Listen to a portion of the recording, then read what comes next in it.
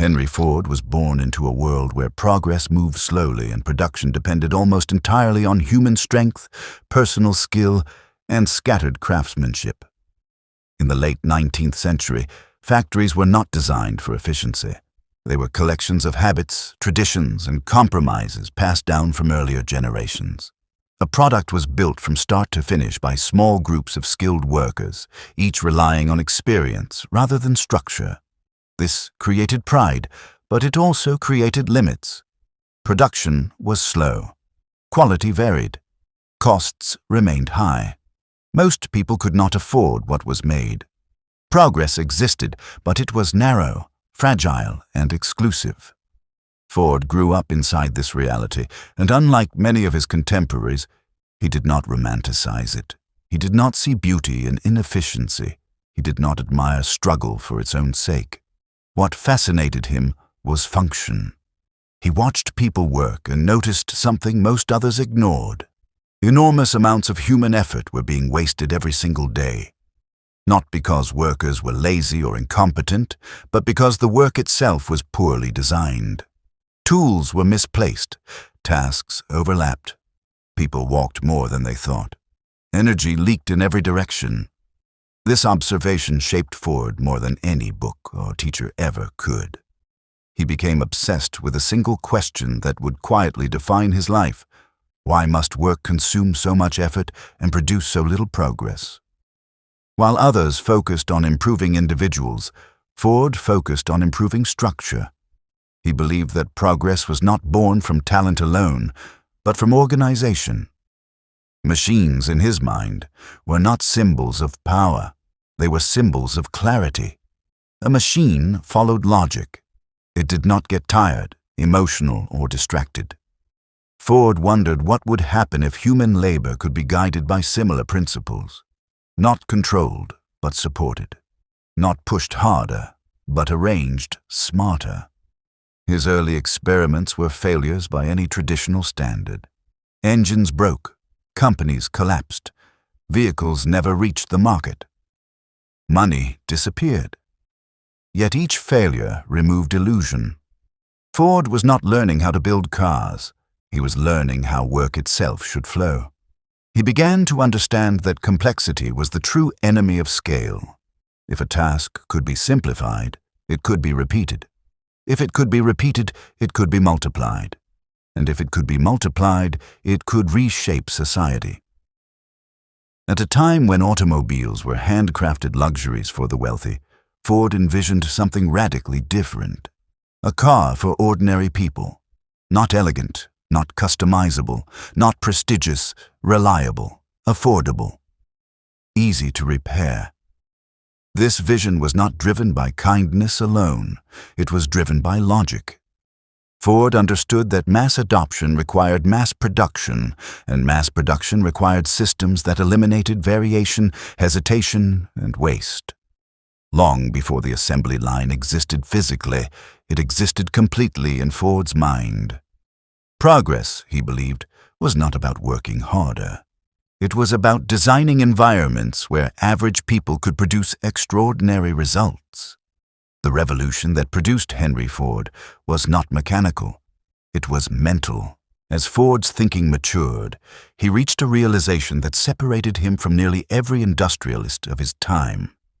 The greatest barrier to mass production was not technology, but organization. Engines already existed. Steel already existed. Labor already existed. What did not exist was a system that aligned time, motion, and human energy toward a single objective: efficiency. Traditional factories built one product in one place. Workers walked endlessly, searched for tools, adjusted parts, and improvised solutions. To Ford, this randomness was not flexibility. It was failure disguised as tradition. Inspired by processes outside the automotive world, including meatpacking plants, Ford began to imagine production not as a task, but as flow. Work should move, not people. Each worker would perform one action in one place repeatedly, not because humans were limited, but because repetition created mastery. Ford broke complex assemblies into their smallest motions and studied them relentlessly. How far did a hand move? How often did a worker bend? How many seconds were wasted between actions? Every unnecessary movement became an enemy. The moving assembly line was not a single invention. It was the physical expression of this philosophy. The line imposed rhythm. Parts came to workers instead of workers chasing parts. Tools were placed at exact heights. Workstations were redesigned to follow the body's natural motion. For the first time in industrial history, machines adapted to humans rather than humans adapting to machines. The results were historic. Assembly time for a single Model T collapsed from more than 12 hours to under 2. Costs fell dramatically. Consistency soared. Cars that once required elite craftsmen could now be assembled by ordinary people with minimal training. Production scaled at a pace the world had never seen before. Critics warned that such repetition would destroy creativity and reduce workers to mechanical extensions. Ford rejected this argument. He believed confusion exhausted people far more than repetition ever could. When workers knew exactly what to do, when to do it, and how to do it, anxiety decreased and focus increased. Mental clarity, in his view, was humane. Still, the transition was painful. Turnover skyrocketed as many workers rejected monotony. The system demanded discipline, punctuality, and conformity. Ford responded not by slowing production, but by redesigning stability, higher wages, shorter hours. The famous $5 day was not generosity, it was system maintenance. Stability reduced chaos, retention preserved efficiency. The assembly line did not merely change factories, it redefined time itself. Speed became measurable. Efficiency became currency. Reliability replaced improvisation. Life reorganized around motion. What Ford built was not just production, it was a new rhythm for civilization. As Ford's system spread, its influence escaped the factory and began reshaping society itself. Productivity was no longer defined by individual skill, but by design. The system mattered more than the person within it. This shift was revolutionary and deeply unsettling. Skilled craftsmen who once controlled their pace now answered to the rhythm of the line.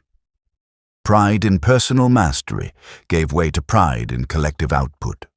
Ford believed this was not a loss, but a trade. In exchange for repetition, workers gained stability. In exchange for specialization, they gained predictability. Wages became regular. Hours became structured. Life outside the factory became orderly because life inside followed rules. Work stopped bleeding into chaos. It followed schedules. But Ford's thinking did not stop at production. He believed instability anywhere created inefficiency everywhere. Inspectors monitored workers' personal lives, judging habits, finances, and morality. To many, this was invasive and authoritarian. To Ford, it was systems thinking applied to society. A stable worker, he believed, required a stable life. Critics accused him of control and hypocrisy. History would later examine these beliefs critically, separating innovation from ideology. Yet while debate raged, the system spread uncontrollably. Other industries adopted standardization and flow. Governments studied Ford's factories. Nations learned that organized production could decide wars and rebuild economies. The middle class expanded as goods became affordable. Ownership replaced dependence. Mobility replaced isolation. Workers became consumers, sustaining the very systems they powered. This interdependence stabilized economies, but also made them fragile. When production slowed, lives stalled. When systems failed, millions felt it at once. Ford did not design society intentionally, but his logic rewired it.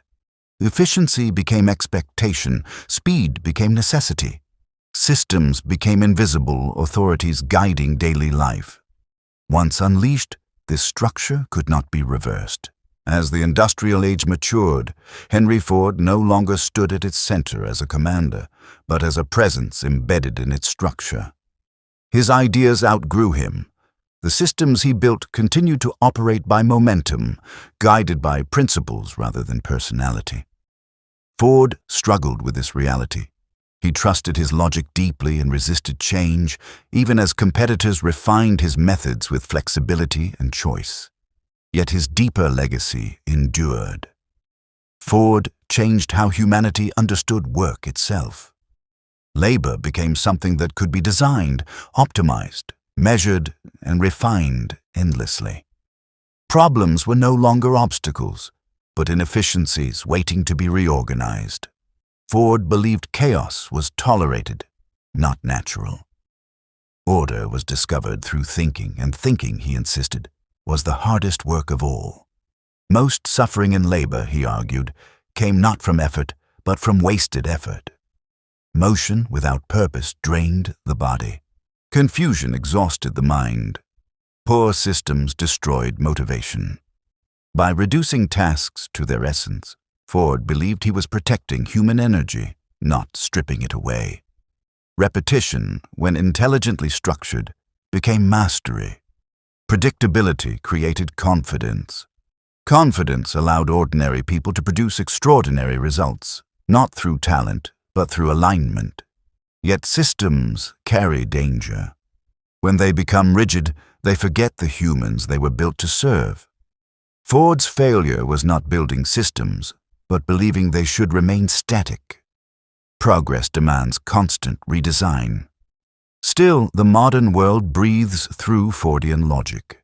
Schools, hospitals, airports, software, algorithms all follow the language of flow, optimization, and measurement. Ford democratized productivity. He assumed no genius, only consistency. In the end, Henry Ford did not offer perfection.